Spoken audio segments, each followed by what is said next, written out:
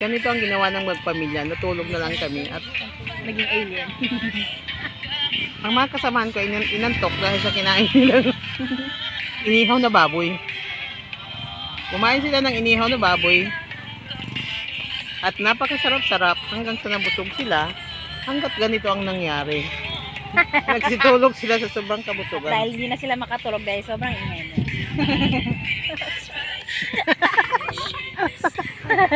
Voice over.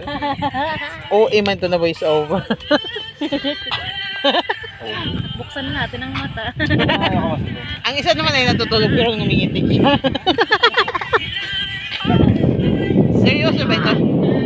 Ngumingita siya habang natutulog. Ngingita. Ang isa naman ay nandun sa may puno. Eh gay, gato na lang siya natulog at flexi ang banig. Dahil flexi ang banig, doon na lang siya nahiga sa puno. Yan. Tingnan nyo, ito piso sa hangin.